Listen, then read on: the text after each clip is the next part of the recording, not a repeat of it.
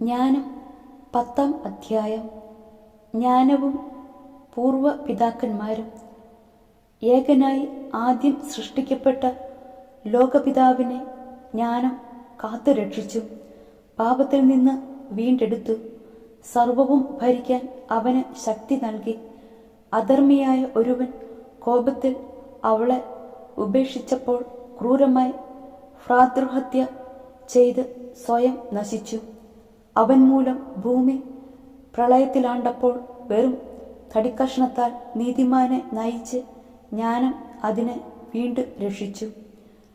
തിന്മ ചെയ്യാൻ ഒത്തുകൂടിയ ജനതകളെ ചിതറിച്ചപ്പോൾ ജ്ഞാനം നീതിമാനെ തിരിച്ചറിയുകയും അവനെ ദൈവസമക്ഷം നിഷ്കളങ്കനായി കാത്ത് സൂക്ഷിക്കുകയും ചെയ്തു.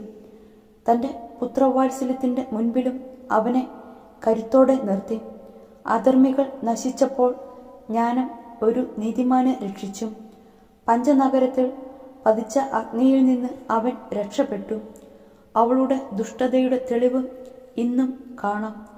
സദാ പുക ഉയരുന്ന ശൂന്യപ്രദേശം, കനിയാത്ത കായ്കൾ വഹിക്കുന്ന വൃക്ഷങ്ങൾ, അവിശ്വാസിയുടെ സ്മാരകമായ ഉപ്പുതൂൺ. ജ്ഞാനത്തെ നിരസിച്ചതിനാൽ നന്മയെ അവർ തിരിച്ചറിഞ്ഞില്ല.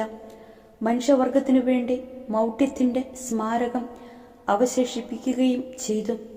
അവരുടെ പരാജയങ്ങൾ ശ്രദ്ധിക്കപ്പെടാതിരിക്കുകയില്ല. ജ്ഞാനം തന്നെ സേവിച്ചവരെ ദുരിതങ്ങളിൽ നിന്ന് രക്ഷിച്ചു. ഒരു നീതിമാൻ സഹോദരന്റെ കോപത്തിൽ നിന്ന് ഓടിയപ്പോൾ അവൾ അവനെ നേർവഴിയിലൂടെ നയിച്ചു.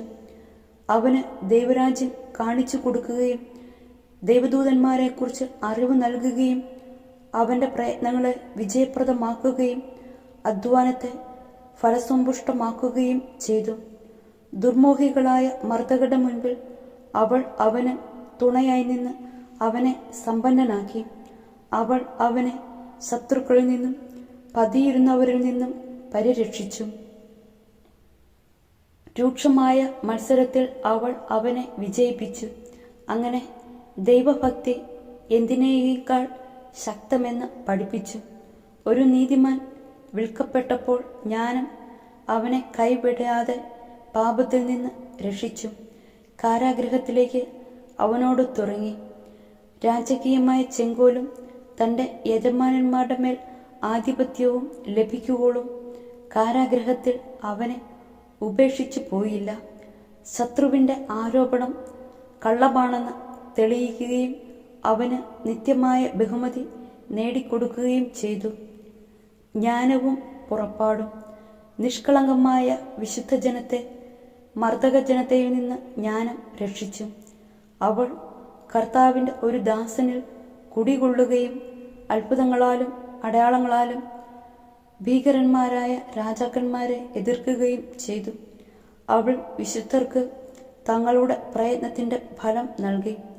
പകൽ തണലും രാത്രി നക്ഷത്ര തേജസ്സുമായി അവരെ അത്ഭുതകരമായ പാതയിൽ അവൾ നയിച്ചു. അവൾ അവരെ അഗാധമായ ജലത്തിൻ്റെ മധ്യത്തിലൂടെ നയിച്ച് ചെങ്കടലിൻ്റെ അക്കരെ എത്തിച്ചു. അവർ ശത്രുക്കളെ ജലത്തിൽ മുക്കിക്കൊല്ലുകയും ആഴത്തിൽ നിന്ന് മേൽപോട്ടെറിയുകയും ചെയ്തു. ദൈവഭക്തിയില്ലാത്ത അവരെ നീതിമാന്മാർ കൊള്ളയടിച്ചു. കർത്താവെ, അങ്ങയുടെ വിശുദ്ധ നാമത്തെ അവർ പാടി പുകഴ്ത്തി. അങ്ങയുടെ സംരക്ഷിക്കുന്ന കരത്തെ ഏകസ്വരത്തിൽ വാഴ്ത്തി. ജ്ഞാനം മൂകരുടെ വായ് തുറക്കുകയും ശിശുക്കളുടെ നാവിന് സ്ഫുടമായി സംസാരിക്കാൻ കഴിവ് നൽകുകയും ചെയ്തു.